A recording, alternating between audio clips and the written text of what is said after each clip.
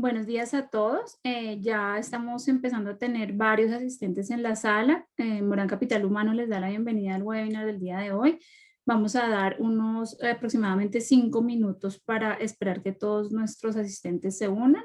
Muchas gracias por su asistencia y por su puntualidad. En 5 minutos nos volvemos a ver. Muchas gracias.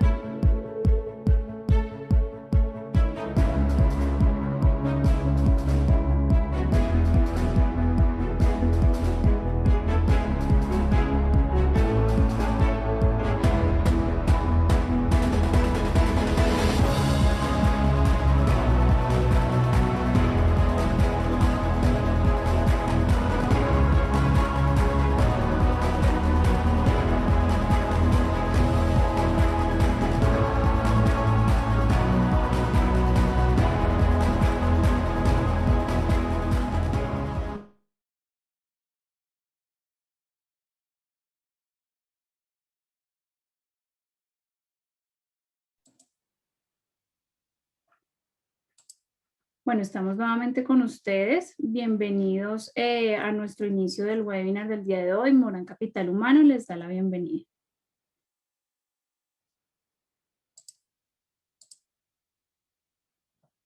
Un segundo, compartimos por acá la presentación.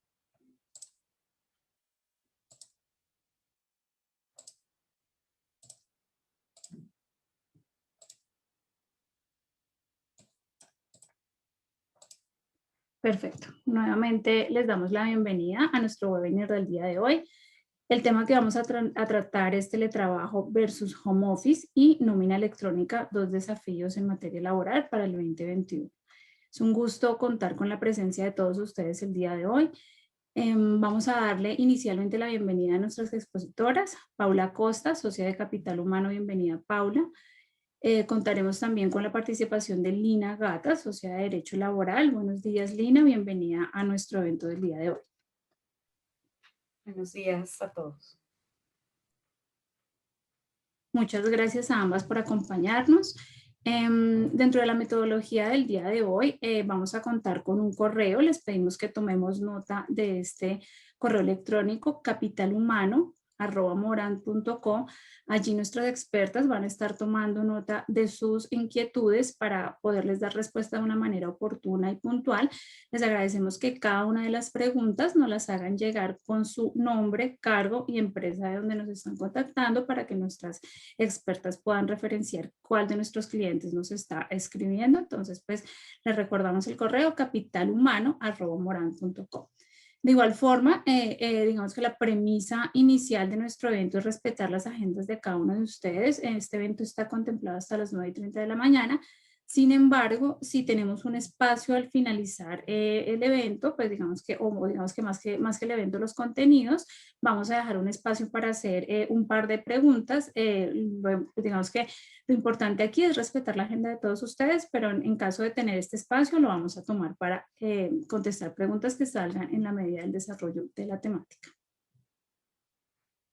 Les pedimos a todas las personas que cuenten con el código QR en este momento, si tienen la oportunidad de acercar sus móviles a la pantalla, poder tomar imagen de este código QR. Este código QR les va a dar acceso a nuestra encuesta del evento. Aquí son 3 temáticas las que vamos a tocar. Primero, muy importante conocer la calificación que ustedes nos dan a la temática, a los expositores y a la metodología que utilizamos en cada uno de los eventos. El segundo es un módulo de servicios de asesoría de interés derivados de la temática del webinar. Aquí es importante que tengamos en cuenta que un espacio está dedicado a los servicios de consultoría que realiza nuestra firma, y el tercer punto dentro de nuestra encuesta va a ir enfocado a los próximos eventos para que pronto diferenciemos estos 2 puntos dentro de la encuesta.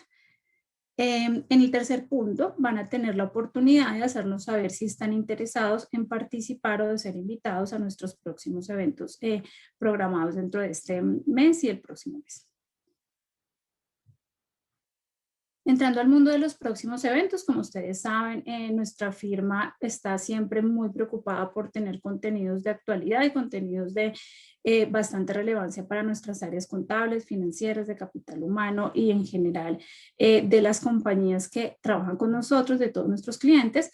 Por esto traemos estos 3 próximos temas. El primer tema es declaración de renta año gravable 2020 y su interacción con la conciliación fiscal formato 2516.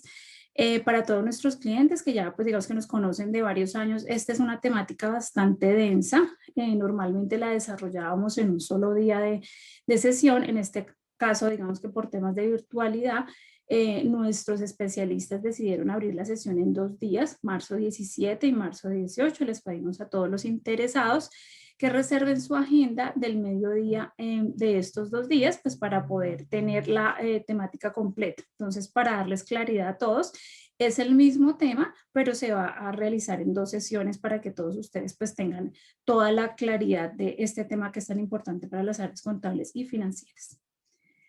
El segundo tema que vamos a tratar el 7 de abril es actualización en la normatividad de la información exógena nacional año gravable 2020.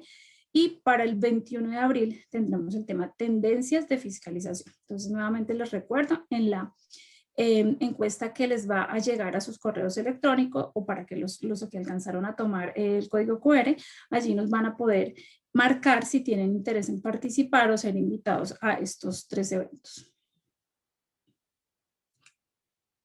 Les recordamos que el propósito de este webinar es de carácter informativo. Las opiniones aquí expresadas pertenecen exclusivamente a los expositores que ocupan los espacios destinados a este fin por nuestra firma. Nada de lo que se exponga o se responda podrá ser considerado asesoría legal, de nómina y o de gestión de capital humano. Cada caso requiere un estudio y discusión previa y no se refiere a ningún asunto particular de nuestros clientes en cumplimiento de nuestros protocolos de confidencialidad.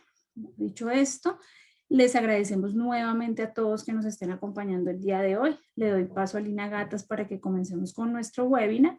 Lina, bienvenida y adelante con la exposición de nuestro webinar. Bueno, Aura, muchas gracias. Bienvenidos todos. Gracias por acompañarnos esta mañana de hoy. Le voy a dar paso un poco a Paula. Quería contarles cuál va a ser el orden del día. Vamos a hablar primero de teletrabajo, luego vamos a hablar del trabajo en casa. La idea es que ustedes hoy salgan de aquí entendiendo las diferencias principales del teletrabajo y el trabajo en casa, porque sé que muchos estamos confundidos un poco de en qué momento el trabajo en casa se vuelve teletrabajo. Y la idea es que hoy discutamos esos temas. Un poco hablar del home office. ¿Qué es home office? Porque prepandemia, pues muchas empresas tenían eso como un beneficio, en qué se traduce el home office, y finalmente hablaremos de la nómina electrónica. Bueno. Gracias, Lina. Bueno, gracias a todos por acompañarnos en el primer webinar de Capital Humano de este año. Y con Lina nos sentamos a construir un poco los temas de interés y que sin duda constituyen un desafío para las compañías en el 2021, empezando con el tema del teletrabajo, del home office y del trabajo en casa como medida de o respuesta a la contingencia del COVID-19.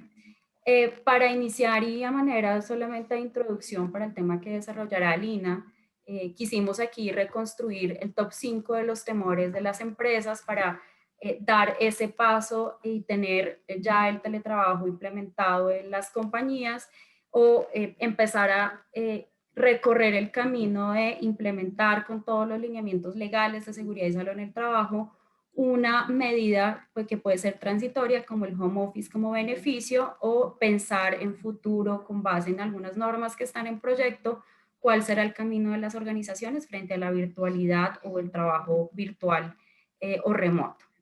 Sin duda, uno de los principales temores, obstáculos que ven las compañías tiene que ver con la imposibilidad de medir la productividad y esto pues por supuesto las compañías están todavía acostumbradas a un modelo presencial donde todo el tiempo nos vemos y bajo la creencia que estar en un trabajo, en un espacio físico sentado frente a algún computador constituye o es directamente proporcional a la productividad. Sin embargo, el ministerio demostró que se dio un 23% de aumento en la productividad durante la época de pandemia, 63% en la reducción del ausentismo y 72% de preferencia por el trabajo móvil sobre el trabajo fijo. Yo ahí te interrumpo, Pablo.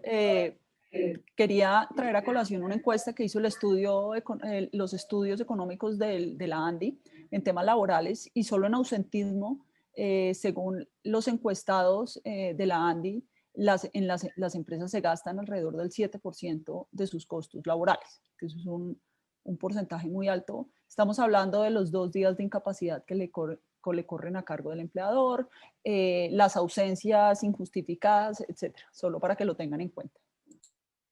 De acuerdo, Lina, y creo que esas son cosas que aún no contemplan las compañías, que son finalmente costos que deben asumir y tener una persona incapacitada finalmente es un recurso que dejo de disponer para garantizar la operación correcta de mi organización.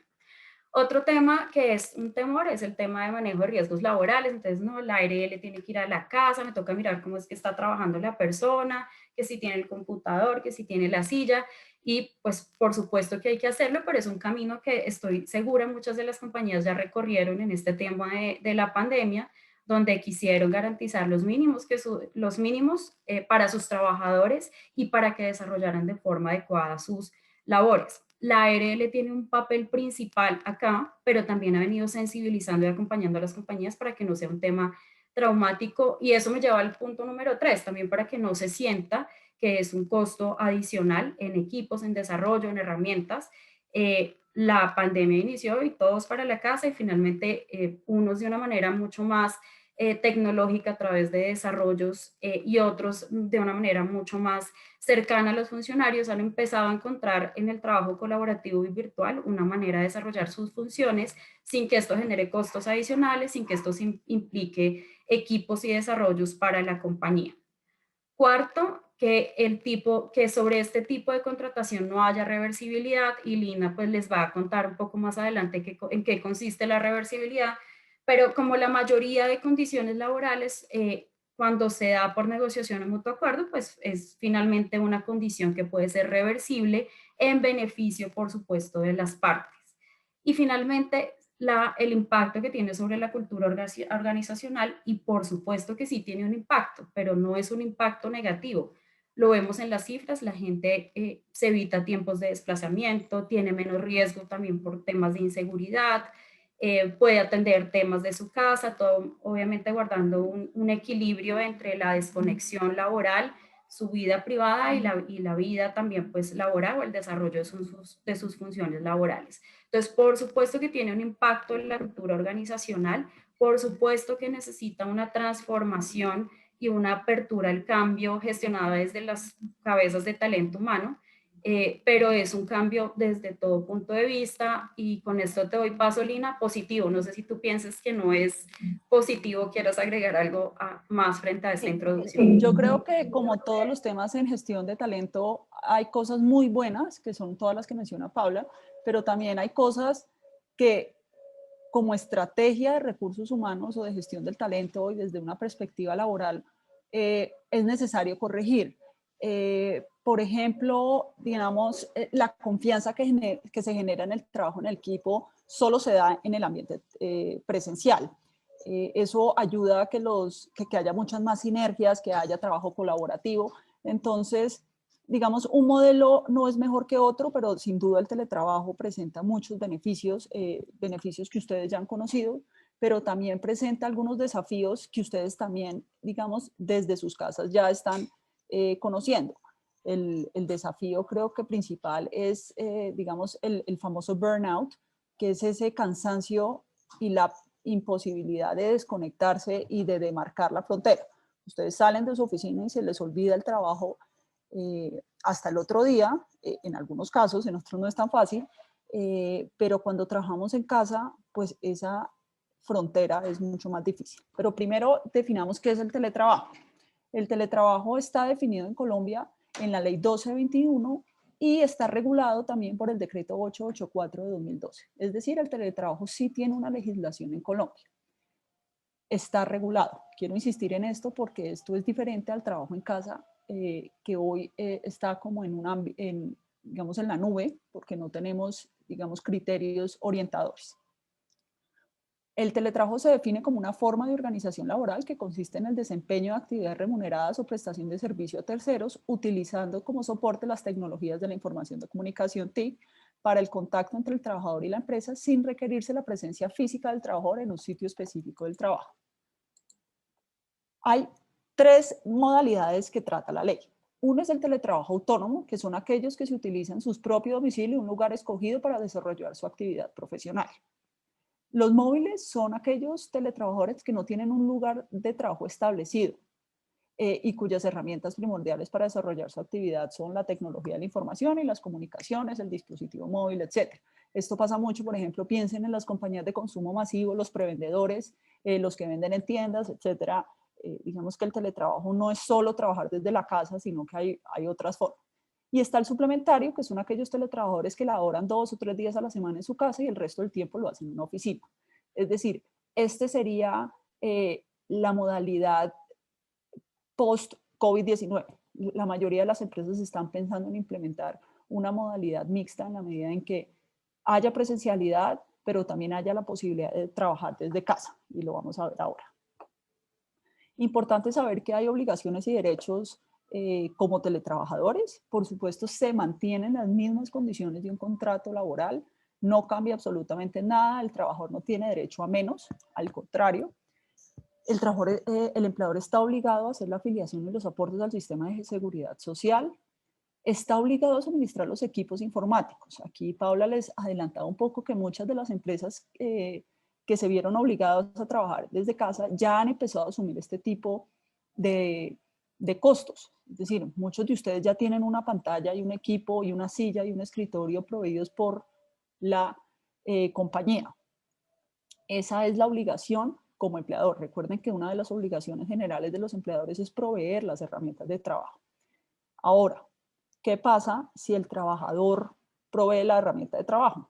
No está mal, no es ilegal, pero el empleador debería compensar al trabajador que está poniendo su herramienta de trabajo.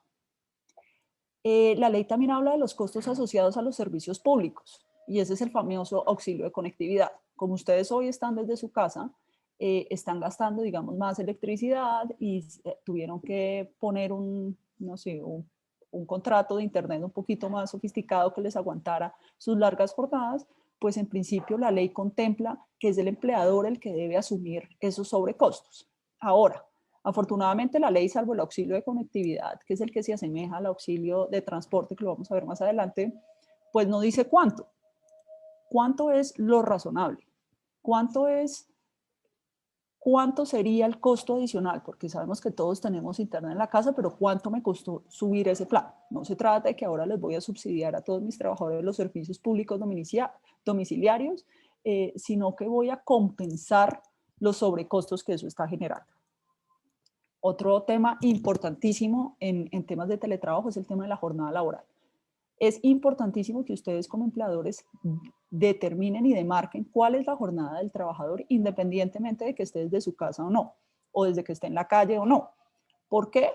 Por varias razones. Uno, el típico tema de horas extras, es decir, ¿cuándo le empiezo a pagar horas extras? Pero sobre todo es para demarcar el tema de los accidentes laborales.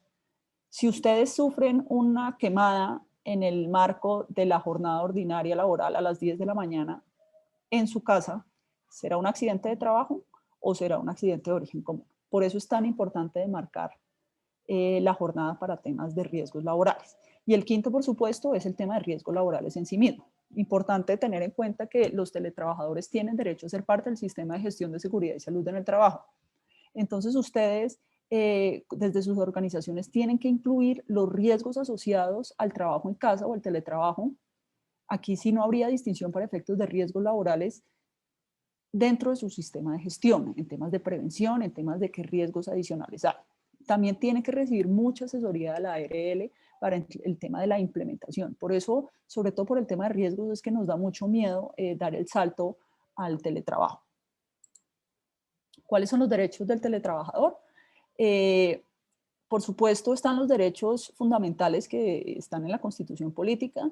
No hay ninguno distinto y al revés lo que dice la ley 1221 es reiterar esa igualdad. No puede haber distinción entre un teletrabajador y un trabajador presencial.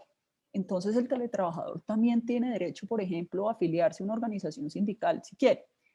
Tiene que estar protegido en el tema de seguridad social, tiene que estar afiliado y ustedes tienen que estar cotizando. Tiene que recibir la misma remuneración, salvo que ustedes estén compensando un costo adicional. Por ejemplo, ustedes pagan auxilio de rodamiento a ciertos trabajadores por el desplazamiento. En el evento en que el teletrabajador no se esté desplazando, pues él ya no tiene derecho a ese auxilio de rodamiento. Ahora, eso no es discriminatorio, porque entonces lo que ustedes van a tener que hacer es pagarle a ese trabajador o teletrabajador, compensarle esos gastos adicionales que se derivan de la prestación del servicio en la casa. Acceso a la formación, eso también es muy importante y un poco esto va en consonancia con lo que nos contaba Paula al principio.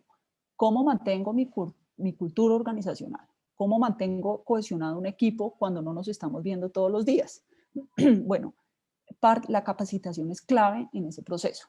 Clave no solo para el desarrollo profesional del trabajador, sino para crear, como yo les decía, dinamismo en el equipo, crear equipos cohesionados, eso facilita mucho más el trabajo, se permite la utilización del know-how de las compañías cuando yo tengo un equipo cohesionado. Capacitación, como les decía, y protección a la maternidad. El teletrabajador también tiene derecho a su hora de lactancia, a su licencia de maternidad. Y esta es muy importante y más difícil de cumplir, que es el respeto a la intimidad y a la privacidad del trabajador. ¿Por qué? Porque nos contaba Paula que muchos de los temores de las empresas es medir la productividad de los trabajadores, porque en principio lo que no se mide, pues no se mejora. ¿Cómo mido la productividad sin invadir la privacidad y la intimidad del trabajador? Pues precisamente hay medios tecnológicos para hacerle seguimiento a los trabajadores durante la jornada laboral.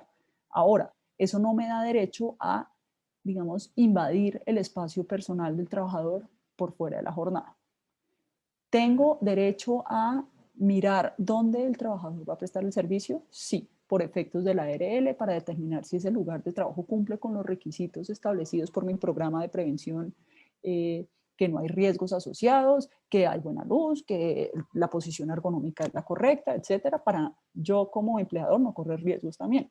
Pero para eso también necesito autorización del trabajador en todo momento, para acceder a su casa, y para acceder, digamos, de manera remota al correo del correo del trabajador, etc. Muy importante el tema de la privacidad.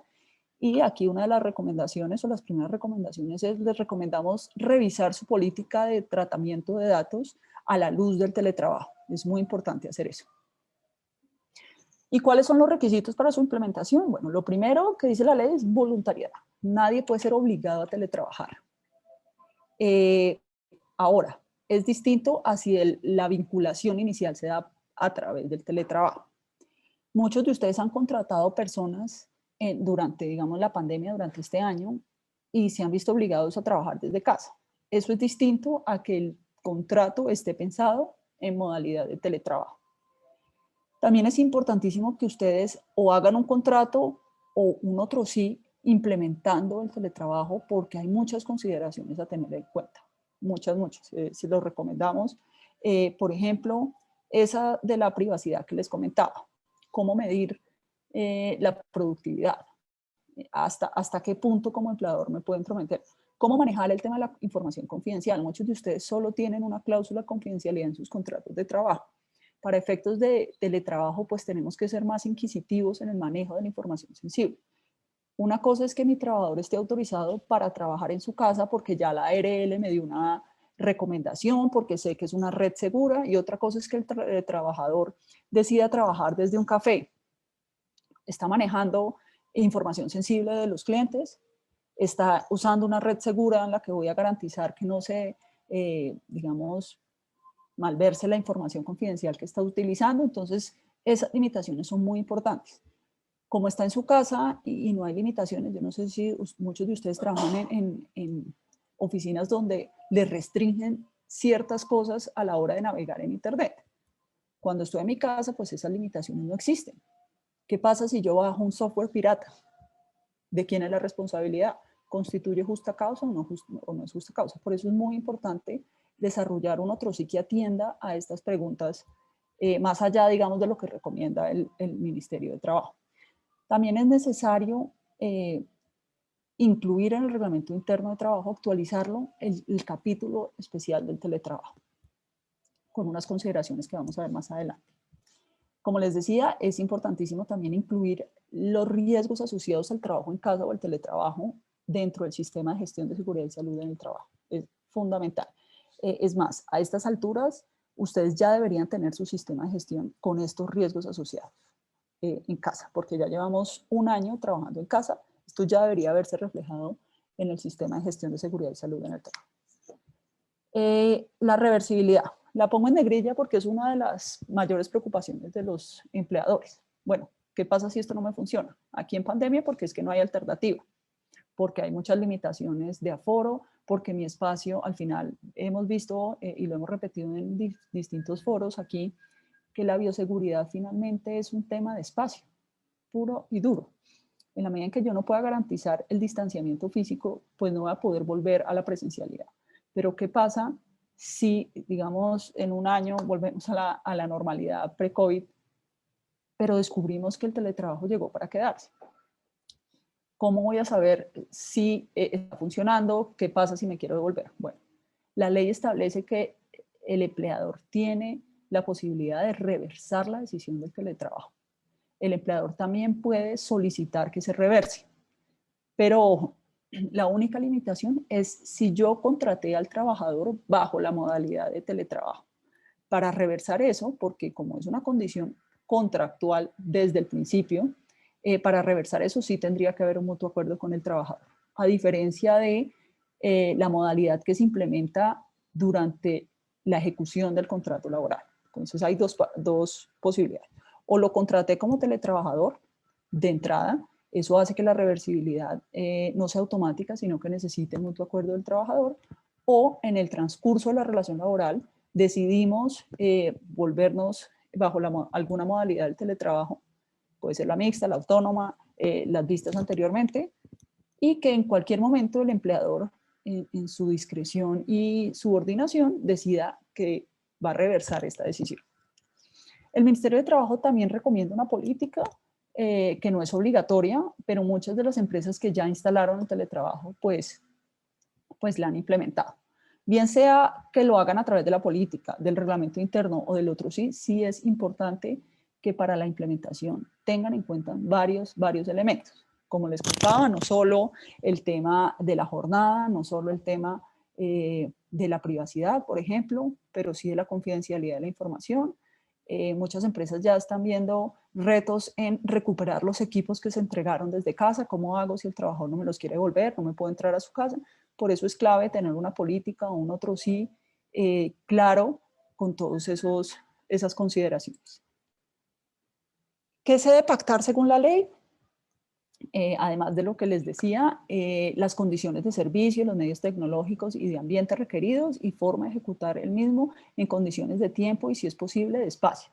Entonces, en el otro sí yo debo pactar cómo es que voy a prestar el servicio y en dónde. Una cosa es que yo esté teletrabajando y otra cosa es que yo esté trabajando desde donde yo quiera. Son dos cosas distintas, porque recuerden que para establecer el teletrabajo yo sí tengo que tener unos requisitos desde el punto de vista de riesgos laborales. Entonces, el teletrabajo no se traduce en trabajar desde donde yo quiera, sino desde donde me autorice mi empleador. Eso es una distinción muy importante. ¿Cuáles son los días y horarios para realizar las actividades? ¿Qué días voy a estar en casa? ¿Qué días voy a estar en oficina? ¿Es obligatorio ir a la oficina? Entonces aquí también les recomendamos que su otro sí contenga esas consideraciones. Por ejemplo, cosas menos específicas, pero sí que el trabajador se obliga a asistir a la oficina cuando el empleador así lo requiera. Un poco para evitar que los trabajadores aleguen desmejora laboral. ¿Cuáles son las responsabilidades en cuanto a la custodia de las herramientas de trabajo? Es muy importante. Les comentaba que muchas empresas ya están viendo desafíos en el tema de recuperar las herramientas que ya entregaron. Es decir, a muchos ya les dieron pantalla, computador, escritorio, silla. ¿Qué pasa si se me daña la silla? ¿Qué pasa si se me daña el computador? ¿O qué pasa si no las quiero devolver? Entonces también les recomendamos pactar eso.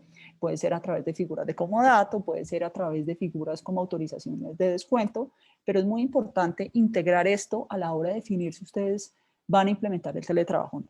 Sinceramente, y me voy adelantando un poco al tema de trabajo en casa, si la idea es mantenernos en casa, pues va a ser, digamos, una decisión que van a tener que tomar en el transcurso de este año, porque hoy estamos en un limbo, como les decía, estamos trabajando en casa, pero digamos los lineamientos han sido claros en la medida en que si esto es una medida permanente, pues vamos a tener que migrar al teletrabajo. Y las medidas de seguridad informática, también les decía que son muy importantes, desde dónde me puedo conectar, cómo mantener la seguridad de la información confidencial, sobre qué red me puedo conectar y sobre qué red no me puedo conectar, cómo hacerle seguimiento a los trabajadores sin invadir su privacidad. Es decir, me puedo meter al computador del trabajador en horarios laborales, pues habrá que revisar su política de tratamiento de datos y autorizaciones específicas para que eso sea posible en el marco, digamos, de la subordinación, sin invadir la privacidad del trabajador. Una cosa es que yo pueda acceder al correo corporativo del trabajador y otra cosa es que entonces yo me meta a su Hotmail o a su Gmail durante la jornada porque yo tengo acceso a eso. Que además necesito modificar el reglamento interno de trabajo. La ley y el decreto son claros en decir qué aspectos ¿Cuál es el objeto y el ámbito de aplicación? ¿Cuál es el órgano de coordinación y evaluación del programa de teletrabajo? ¿Cuáles son las condiciones de acceso a la modalidad de teletrabajo? Es decir, ¿estos son para todos, solo para unos equipos, para qué áreas? ¿Qué modalidad implementará la empresa? Es decir, si es esta modalidad mixta o permanente. ¿Qué procesos se deben seguir ante los problemas técnicos y procedimentales? Por ejemplo, hoy no tengo internet en mi casa, ¿qué hago? Tengo un llamado a descargos, va a ser virtual. Los documentos, acuérdense que la firma digital pues en Colombia es necesaria. Los documentos, ¿cómo se procesan? ¿Se vale la aceptación por correo o va a haber un procedimiento a la hora de formalizar la gestión documental? ¿Cómo aseguro la seguridad de la información y la protección y confidencialidad de los datos? El cubrimiento de los gastos por parte del empleador. ¿Qué voy a cubrir exactamente? ¿Qué es lo que, a qué me obligo como empleador? Además del auxilio de conectividad legal, que hoy está, digamos, decretado durante la emergencia económica, vamos a ver, pues, durante cuánto tiempo más. ¿Cómo subsidio esos gastos adicionales en los que está incurriendo el trabajador con ocasión de la prestación del servicio? ¿Cómo aseguro la formación y la capacitación virtual? Y los deberes de las partes y derechos y obligaciones de las mismas, que es un poco lo que hemos venido hablando. Nuevamente, la gestión de programas de seguridad y salud en el trabajo, cómo se deben hacer los reclamos y trámites de personas ante quien deben de presentarse. Muchas de estas cosas ya están en su reglamento, no se trata de reformar absolutamente todo el reglamento. Muchos de estos temas seguramente ya los tienen establecidos. Por ejemplo, seguramente en sus reglamentos ya hay un proceso disciplinario, bien sea para teletrabajadores o para trabajadores presenciales. No hay que cambiarlos, pero sí hay que acondicionarlos para que estos sean, digamos, viables también para los teletrabajadores. Los criterios de selección, cuáles son los documentos de ingreso. Eso aplica tanto para los trabajadores presenciales como para los teletrabajadores, pero es importante que ustedes hagan una revisión de su reglamento, incluyan con una perspectiva, digamos, con una visión de teletrabajo también, todas estas aristas que exige la ley. Importantísimo el tema de jornada. Vuelvo a insistir, es importante que ustedes como empleadores definan y delimiten en qué momento estoy en jornada laboral y en qué momento el teletrabajador está fuera de su jornada laboral. Muy importante. Hasta ahora hemos hablado como de las bondades del teletrabajo y las obligaciones, que eso insiste, pero uno de los desafíos sin duda es el tema de la seguridad de la información. Es importantísimo reglamentar este tema para que, como les decía, ustedes tienen que tener una política clara sobre el manejo de la información confidencial, el uso de las herramientas de trabajo, la instalación de software sin licencia o con licencia, cuál es el procedimiento para instalar un software en el computador de la organización, para utilizar ese software en la ejecución de mis funciones. Eso es muy importante, bien sea a través del reglamento o a través del otro sí o a través de la política que incorporen, pues informar a los trabajadores sobre estas restricciones de uso, porque con eso tienen garantías de poder, por ejemplo, sancionarlos en el evento en que incumplan esto. También importantísimo el tema de la propiedad intelectual.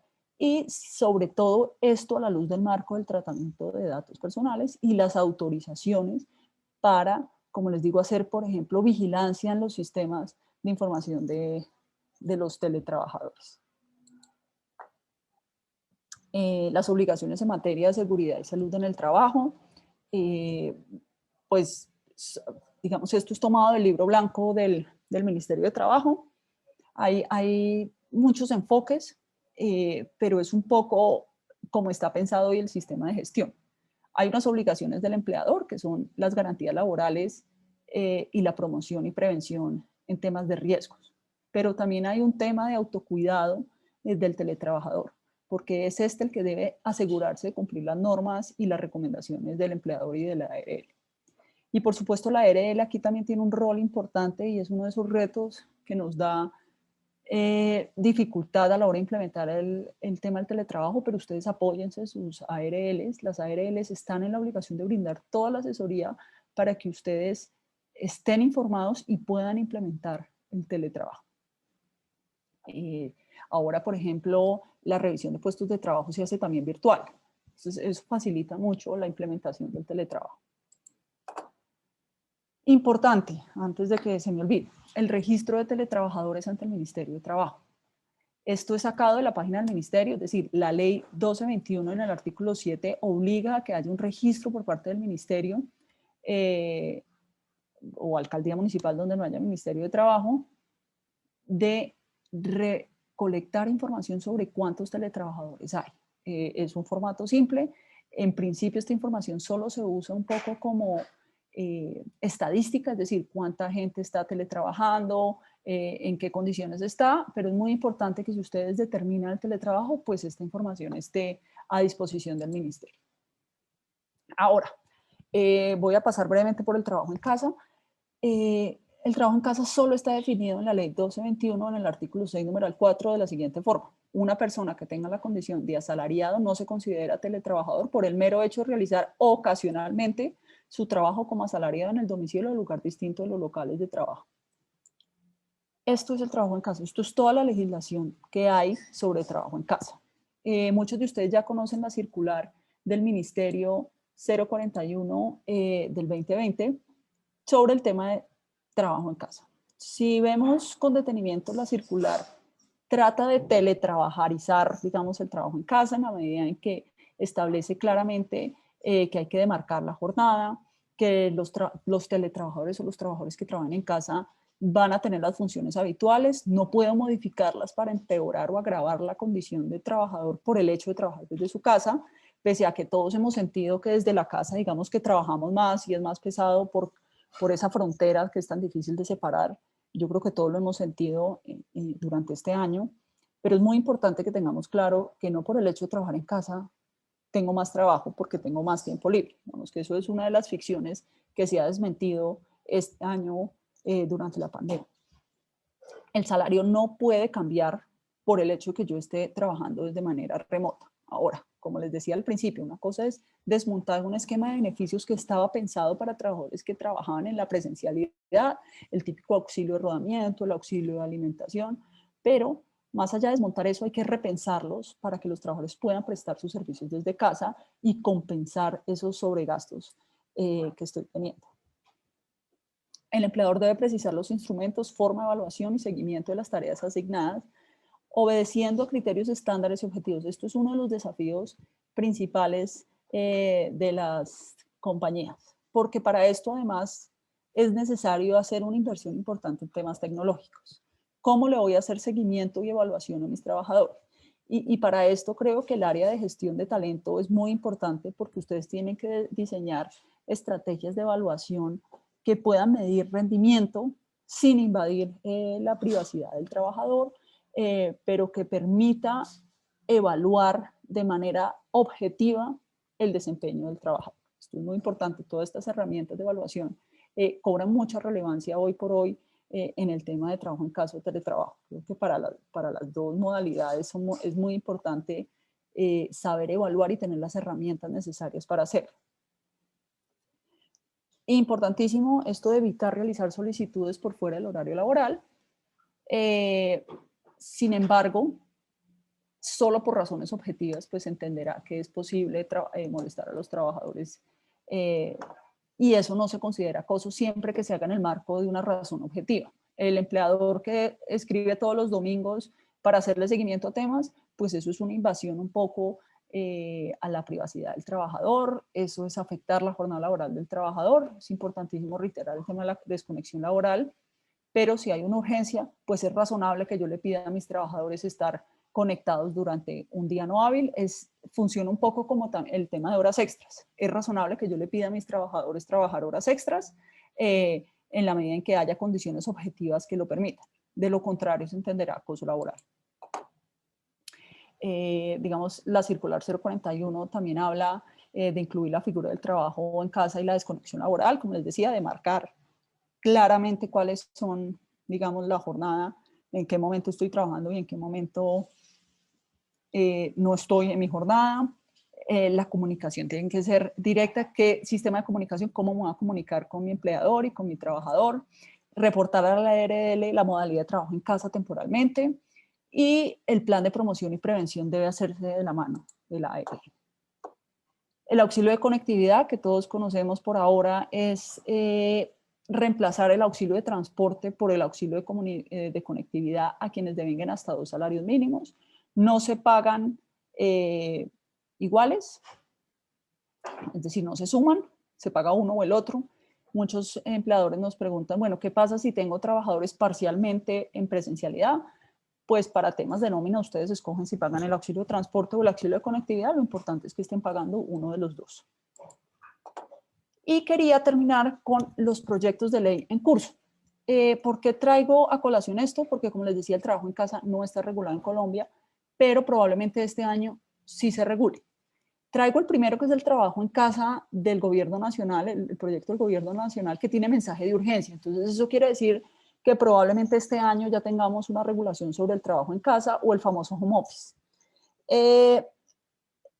Es muy importante, digamos, como para cerrar y agilizar y darle espacio a Paula, es entender que el trabajo en casa va a estar pensado en Colombia como una medida temporal. Si ustedes no, temporal es cuánto, el ministro de Trabajo todavía no lo sabe, hablaba de 3 a 6 meses. Pero hasta ahora no tenemos información certera de lo que es el trabajo en casa o de lo que es temporal. Lo que sí es importante es que ustedes se lleven, digamos, la idea de que el trabajo en casa solo es permitido en Colombia de manera temporal. Si ya voy a tener de manera habitual o permanente la modalidad de trabajo en casa o teletrabajo, pues sí tengo que implementar el teletrabajo como lo veíamos antes, modificando el reglamento, modificando las condiciones laborales a través de un otro sí o creando una política, o las tres. Haciéndolo en compañía de la ARL, cuidándonos mucho con el sistema de gestión de seguridad y salud en el trabajo. El trabajo en casa mantiene, digamos, las mismas condiciones laborales y un poco de teletrabajo, pero importante que las circunstancias que le dieron origen a la modalidad de trabajo en casa permanece, se deberá hacer tránsito al teletrabajo. Digamos que las leyes que están hoy en el Congreso sobre trabajo en casa, sobre trabajo virtual, un poco atienden exactamente a lo mismo. La ley de emprendimiento dijo que teniendo en cuenta las nuevas circunstancias mundiales, habilites el trabajo remoto más allá del teletrabajo, con el fin de la generación de empleo del país y las consideraciones y crecientes de las empresas. Eso fue todo lo que dijo. Ya hay un artículo adicional sobre el tema del trabajo virtual, pero hoy estamos en un limbo jurídico, desafortunadamente. No hay claridad qué quiere decir el trabajo virtual, qué quiere decir el trabajo remoto, qué quiere decir el teletrabajo. Probablemente en el marco de este año tengamos un poco más de información, pero un poco la invitación acá es, si ustedes están pensando en mantener la estructura de trabajo en casa, probablemente la invitación va a ser, van a tener que migrar al teletrabajo. Si están de manera temporal durante la pandemia trabajando en casa y la idea es que este esquema no les funcionó, que desafortunadamente en la organización de ustedes no es posible mantener esta estructura, pese a todas las ventajas descritas, pese a que esto ha funcionado, en el caso particular de ustedes no funcionó, pues no vale la pena migrar al teletrabajo y sinceramente yo les recomendaría esperar a que salga la legislación sobre el trabajo en casa para que eventualmente tengamos más luces hacia dónde ir. Ustedes no deberían estar tomando ninguna decisión ya hasta que se legisle sobre este tema. Pero si ustedes son de los que definitivamente consideran que el trabajo en casa o el home office llegó para quedarse, pues sí vale la pena que empiecen a pensar en una estructura de teletrabajo implementando todas estas medidas. Recuerden, políticas del uso de la información, jornada laboral, digamos, establecer las condiciones adecuadas de trabajo dentro de la casa. Las herramientas de trabajo, cómo voy a reconocerlas, cómo voy a descontarlas. Todos esos son los principales desafíos del teletrabajo. Eso es desde el punto de vista jurídico, pero el teletrabajo también tiene unos desafíos desde el punto de vista de gestión del talento que ustedes dentro de su organización también tienen que liderar. Si bien las reuniones, digamos, estos expertos de recursos humanos hablan que las reuniones están mandadas a recoger porque es una pérdida de tiempo, ¿cómo generar esa cohesión con nuestros compañeros de trabajo. Ustedes saben que si no lo conozco, pues no lo voy a confiar y no lo voy a delegar. Y esa cooperación es muy importante en los equipos de alto rendimiento. Necesito poder gestionar equipos de alto rendimiento. ¿Cómo hago? Entonces, de pronto, una semipresencialidad. Es para que vayan pensando todo esto, no solo desde el punto de vista jurídico, sino esto tiene que ir acompañado de una estrategia de gestión de talento importante en temas de capacitación y de desarrollo de talento.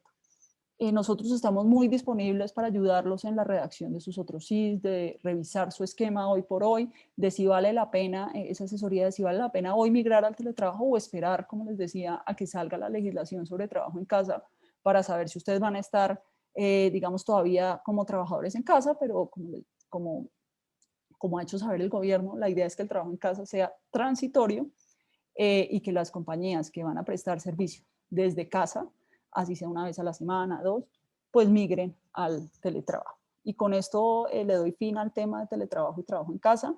Me extendí un poco más de lo esperado y le doy paso a Paula con el tema de la nómina electrónica. Muchas gracias. Gracias, Lina, por tu intervención. Bueno, entonces, entrando en materia con nómina electrónica, vamos a desarrollar este tema, obviamente pasando por el piso jurídico que contiene la resolución, pero hablando también del proceso de implementación y sobre todo haciendo un refuerzo en lo que tiene que ver con las implicaciones que tiene para cada una de las compañías este proceso de nómina electrónica.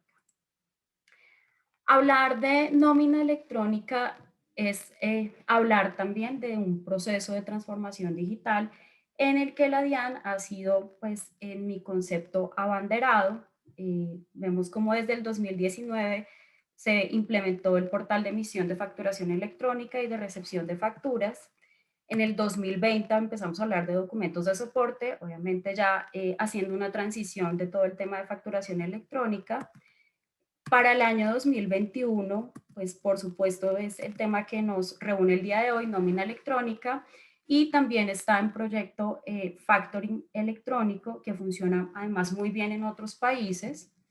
Tenemos también para el 2022 el post electrónico, los documentos equivalentes y la contabilidad electrónica también. Y para el 2023 está también en proyecto de la DIAN todo el módulo de inventarios también con reporte directo o electrónico a la DIAN.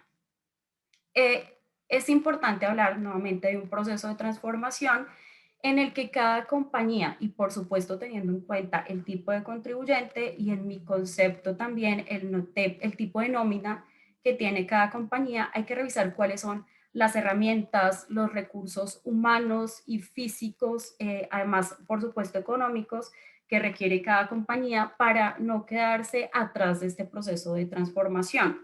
Porque si bien es cierto, la DIAN ha sido abanderada, sí hay otros mecanismos que hacen parte de la transformación digital y que sin duda las compañías deben ir también transformándose para acoplarse de manera rápida, oportuna y eficiente a estos temas de transformación digital. Muchas empresas hoy manejan su tema de facturación electrónica directamente en la DIAN, manejan sus documentos soportes en Excel, sus nóminas en Excel, y pues esto por supuesto tiene que ver con los recursos y el volumen de información que maneja cada compañía. Pero pensar en un tema de transformación a futuro también implica que la compañía planee su hoy con los recursos y necesidades que tiene hoy, pero empiece a pensar cómo esto tiene que verse de manera integral o consolidado en reportes que van a la DIAN y a otras entidades de control. ¿En qué consiste entonces la nómina electrónica? Yo creo que es importante resaltar que es un proceso de qué? De reporte a la DIAN.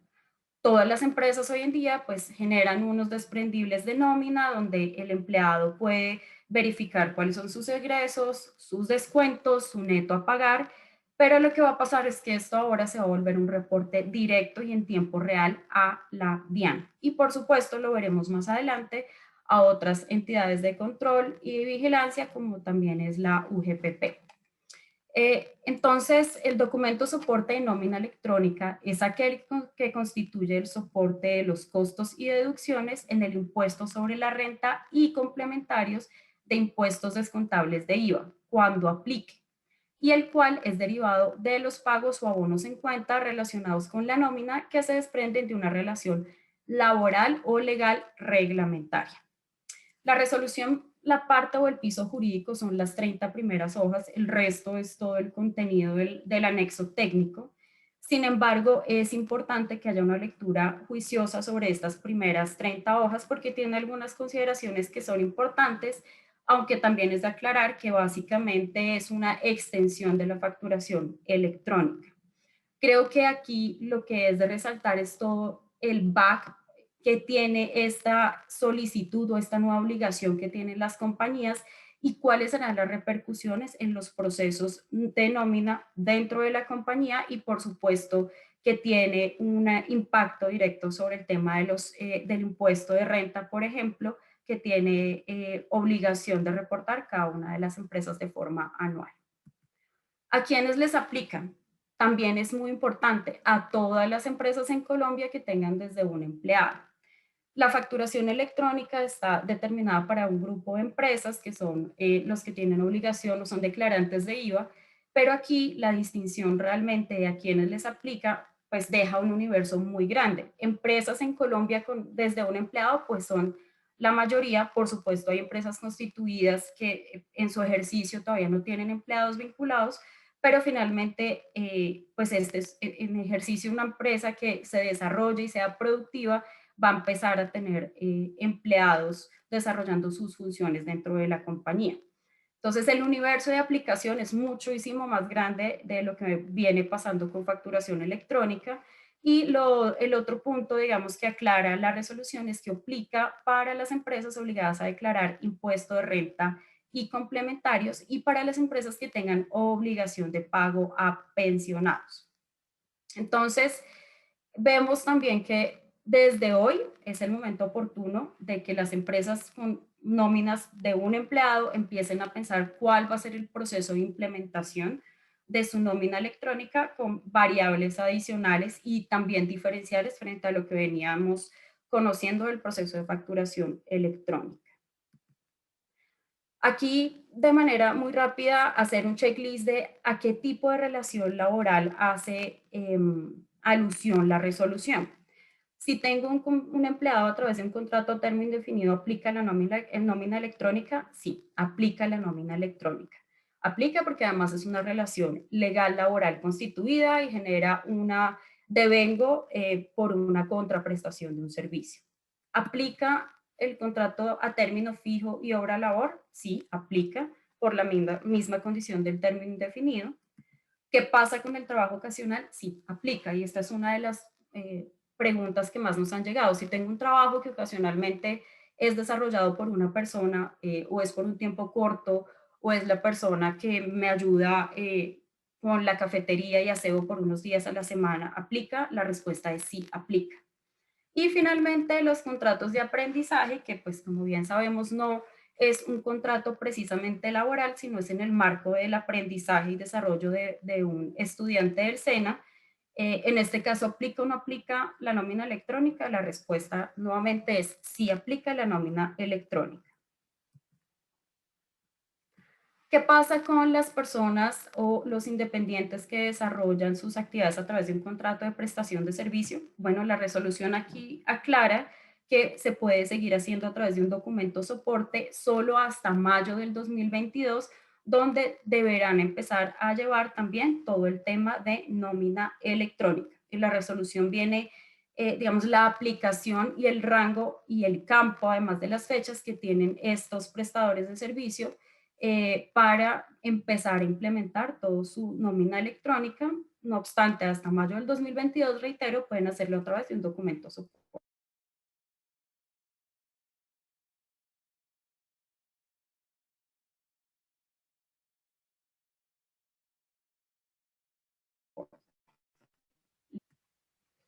Bueno, dice también la resolución que habrán dos momentos de implementación. Un ambiente de habilitación que iniciará el 31 de marzo y finalizará el 31 de mayo.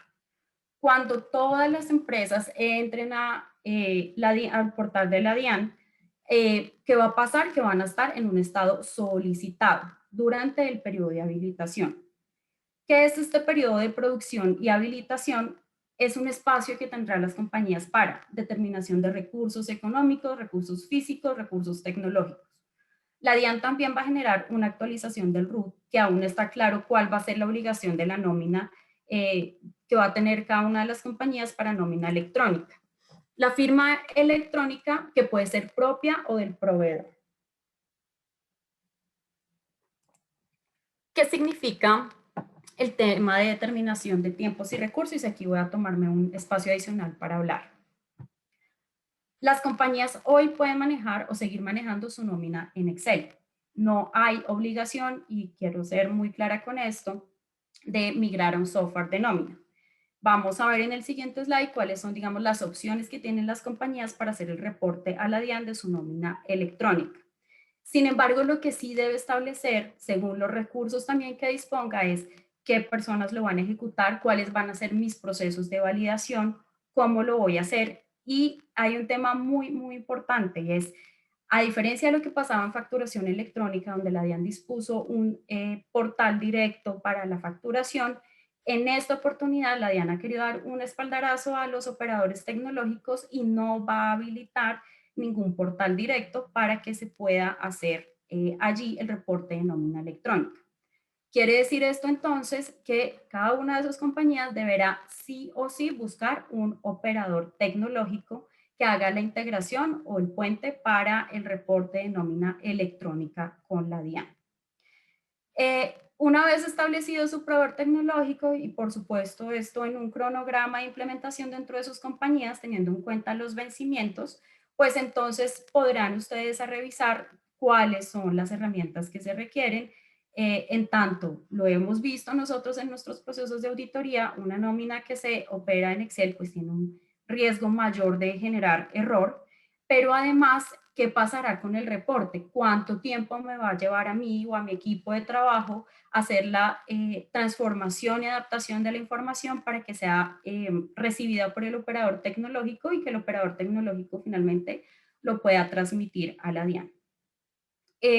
Me han preguntado en otras charlas que hemos hecho frente al tema de la firma electrónica, que si es la misma que venía manejando en facturación electrónica. La respuesta es sí, puede ser la misma o puede ser otra según lo que la compañía escoja. O también es importante que ustedes tengan presente que puede ser la de ustedes o la del proveedor tecnológico, o si su nómina está tercerizada, que es una tendencia que se ha visto en los últimos 2 años, pues también puede ser la firma electrónica de la persona o la empresa que les maneja la nómina, obviamente con autorización de la empresa que realmente es la contratante. Entonces, 2 estados o 2 ambientes, uno de producción y habilitación, 31 de mayo fecha de vencimiento, y el ambiente de producción y operación que dependerá del calendario que ya hemos visto ahí en la resolución de la DIAN. En el primer ambiente apareceremos como estado solicitado y en el segundo ambiente estado habilitado. Ese segundo ambiente de estado habilitado, pues ya no hay nada que hacer hacia atrás porque ya es cuando estamos transmitiendo en tiempo real la información. Hay otros aspectos importantes a considerar y sobre todo en lo que tiene que ver con la operación de su compañía y en la escogencia del proveedor tecnológico. El primero es que se debe emitir un comprobante por empleado una vez al mes. Esto quiere decir que si su nómina es quincenal o es cada 10 días que se emite el pago, la DIAN solamente recibirá un reporte mensual. Y voy respondiendo preguntas también que he visto en el chat.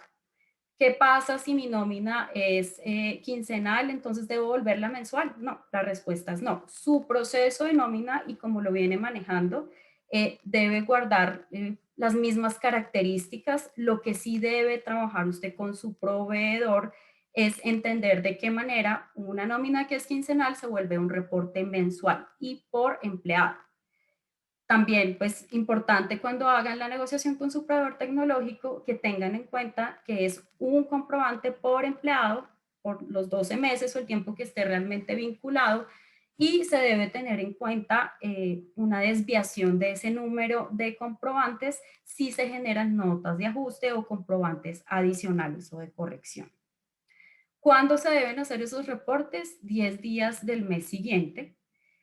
Y la resolución dice máximo 10 días. Entonces, pues también planear la emisión de este reporte no debería ser el 10º día, sino debería haber un tiempo prudencial, toda vez que pueden generarse errores. La DIAN ha sido también específica a través de esta resolución, diciendo que si se presentan errores, como ha pasado en otros momentos, errores en la página, o la página no carga, o se cayó y tiene problemas, o colapsó, entonces la compañía debe guardar evidencia de lo que está pasando y hacer varios intentos hasta que efectivamente se dé el proceso de reporte. Y también dice que de presentarse errores internos identificados por ellos, generarán comunicación para decir cuáles serán los nuevos plazos. Me decía un cliente que seguramente esto lo iban a postergar en el tiempo, que los vencimientos iban a cambiar, y yo creo que no va a ser así, porque lo que estamos viendo es que esto es una extensión de facturación electrónica. Entonces entiende la DIAN y los que han participado en todo este proceso, que hubo un tema que ya se hizo a través de la experiencia, de la escogencia de un proveedor tecnológico para facturación electrónica, que va a estar muy, muy avanzado para esta implementación de nómina electrónica. Y finalmente, pues el proyecto de resolución está circulando desde el año pasado y realmente no hay variaciones importantes del proyecto con la resolución final. Las correcciones y notas de ajuste se llamarán notas de ajuste y se podrán implementar en el mes siguiente del periodo de emisión inicial, aunque también dice la resolución que si ustedes necesitan hacer una corrección en el mes en curso, deben solicitar autorización a la DIAN para hacer una corrección, y esto, por eso insisto, debe ser contemplado en la negociación que hagan con su proveedor tecnológico. Y pues número 4, 31 de mayo, ya lo hablamos y lo he ratificado, 31 de mayo, fecha máxima para el periodo de implementación. Bueno, ¿en qué consiste ahora sí el proceso de nómina electrónica? Las empresas seguirán siendo las generadoras de la información, las administradoras de los datos personales. Ya Lina habló del tema de los datos personales en el tema de teletrabajo, pero fíjense que aquí también la DIAN insiste en que esto es una responsabilidad del trabajador y que si implica una modificación en la política y en la finalidad de tratamiento de datos con los empleados, pues debe hacerse, porque sigue siendo una responsabilidad única y exclusiva de la empresa. Sigue la empresa generando su desprendible con ingresos de vengo, su neto a pagar, no, obviamente con el nivel de detalle, y lo que va a pasar es que va a mediar un proveedor tecnológico que va a volver a transformar esa información en un XML y va a generar un candado alfanumérico. Con facturación electrónica se venía manejando el CUFE, el Código Único de Facturación Electrónica. En nómina se llamará un Código Único de Nómina Electrónica. Generará un QR, que es un código de respuesta rápida, y la firma electrónica, que ya lo hablamos, puede ser la misma que tiene para facturación electrónica o una adicional, según la empresa lo considere. Y este reporte va a la DIAN, quien en tiempo real hace una validación de estructura de lo que ha generado su proveedor tecnológico. El tiempo que puede tardar el reporte desde que sale el proveedor a la DIAN y se hace una validación es de 6 segundos en promedio, y como está estimado ahí según lo que nos han compartido nuestros proveedores tecnológicos. ¿Quién va a ser el usuario final? Como pasa en facturación electrónica, que es la empresa que recibe la factura, aquí será el empleado quien recibe su nómina electrónica, que tendrá el detalle de los ingresos, los devengos y el neto a pagar. ¿Qué pasa también y que es de considerarse? Que el empleado también está recibiendo en tiempo real qué es lo que la empresa le está reportando a la DIAN, y que finalmente puede tener o no incidencia sobre su declaración de renta. Recordemos que hasta hoy lo que pasa es que se espera un año completo, tanto la DIAN como el empleado, para que se generen los medios magnéticos con el detalle de los devengos y las deducciones. Y cuando se va a aclarar renta, entonces uno puede entrar a la página de la DIAN y descargar qué es lo que la empresa ha reportado como devengos. Aquí, pues, esto ya va a suceder mes a mes, tanto para la DIAN como para el empleado. Entonces, fíjense que pues no es solamente un mecanismo de control para los gastos deducibles de renta, sino también es un mecanismo de control que va a tener la DIAN, la UGPP y demás entes reguladores para conocer la información de los devengos de los empleados en tiempo real. En estos cuatro actores, por lo menos de manera directa, se puede resumir el proceso de facturación, de nómina electrónica y qué es realmente lo que va a suceder. Ya les mencioné, que creo que es uno de los temas más relevantes, que no habrá una habilitación por parte de la DIAN para portal de nómina electrónica. Entonces, eso le deja a las empresas 3 escenarios. En todos estos escenarios, por supuesto, media un proveedor tecnológico. La primera opción es que la compañía haga un cargue del empleado, empleado por empleado, con el nivel de detalle que requiere y que están los anexos técnicos, tipo de contrato, medio de pago, cuáles son los conceptos de ingreso, cuáles son los conceptos de devengo, por supuesto la retención en la fuente. Entonces, esto lo hace directamente la empresa en el portal del proveedor tecnológico, que esto pues tiene que ser estimado por ustedes y su nómina en este momento se hace en un Excel, cuánto va a significar el cargue del empleado en el portal del proveedor tecnológico. Cargue masivo, no todos los proveedores tecnológicos permiten un cargue masivo, obviamente esto dependerá de las necesidades de la compañía. Si tengo un funcionario, pues el impacto será menor a si tengo 10, 20, pero es importante también contemplarlo, entonces puedo hacer un cargo masivo.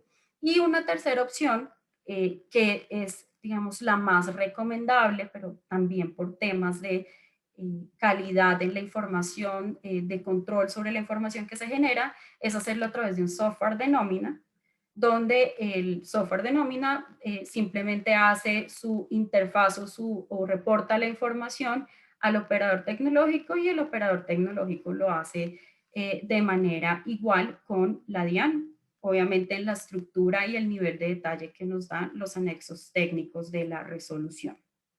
Los tiempos y recursos necesarios dependerán del tamaño y la complejidad de la nómina. Por eso hablaba al principio que, claro, la resolución nos dice tipo de contribuyente, pero creo que la variable de la complejidad de la nómina es importante. Yo puedo tener nómina con pocos empleados, pero con muchos conceptos no salariales, con auxilios, puedo tener temas de salarización, que la van haciendo mucho más compleja en el ejercicio y pues que ahora vamos a tener un reporte directo donde si algo está mal no va a haber un margen, digamos, de oportunidad para corregirlo. Y aquí un mensaje adicional: existen ahorros en el hoy que pueden convertirse en sanciones mañana. Yo les decía que lo hemos visto en los procesos de auditoría, una nómina que se maneja en Excel tiene mucho más riesgo, por supuesto, de tener errores o reprocesos que finalmente el margen, insisto, de acción para corregirlo se van disminuyendo. En la página de la DIAN, si sienten la curiosidad o el interés, hay una caja de herramientas, entonces nos deja ver básicamente cómo va a ser la estructura del reporte a la DIAN, que sale pues del integrador tecnológico, del operador tecnológico a la DIAN, y pues quise traerles solamente un pantallazo de parte de ellos para que ustedes puedan ver cómo es la estructura. Fíjense que está el periodo de ingreso, el retiro, la fecha de liquidación, el tiempo laborado, y aquí hacia abajo pues hay una cantidad de información que se verá reflejada en la validación de estructura, que es lo que básicamente va a hacer la DIAN apenas recibe la información. ¿Qué pasa o cuál es la finalidad en nuestra lectura de este tema de la nómina electrónica?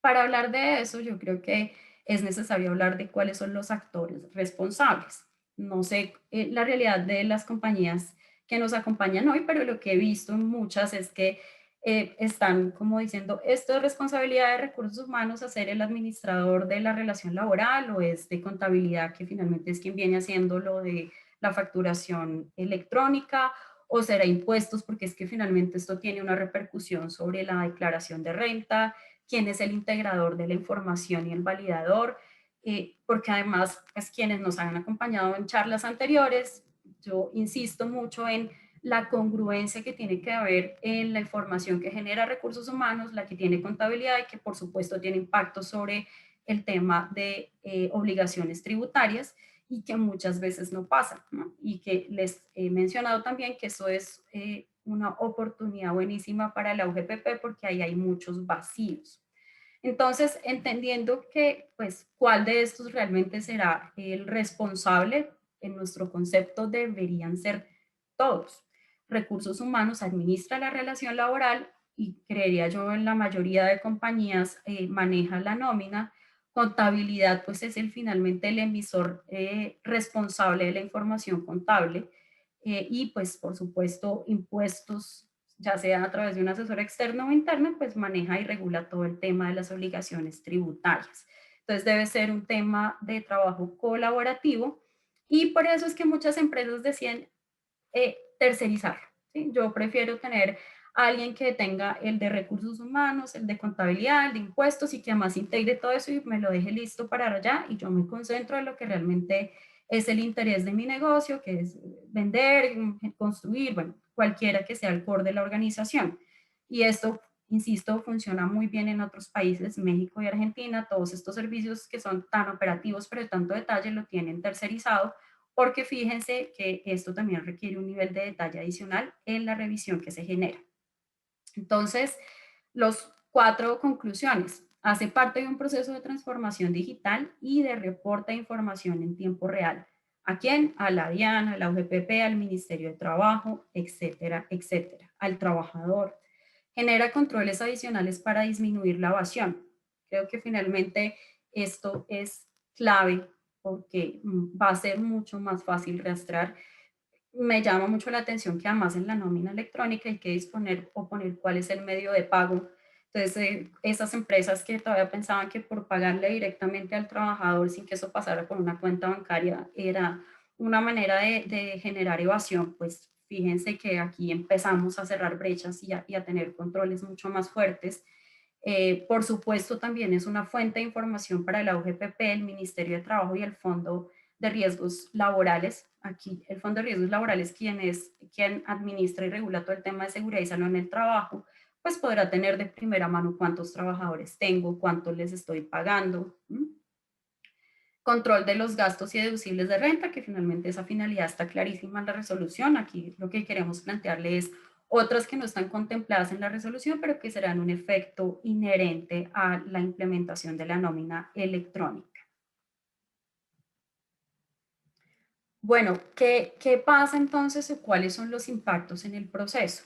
Ya les decía la importancia de tener una figura congruente, una integración y fiabilidad de la información. ¿Qué pasa? Y esto es para una reflexión de cada uno de ustedes. Yo tengo un operador tecnológico para nómina electrónica o facturación la hago directamente en la DIAN. ¿Cómo voy a hacer factoring si me aplica?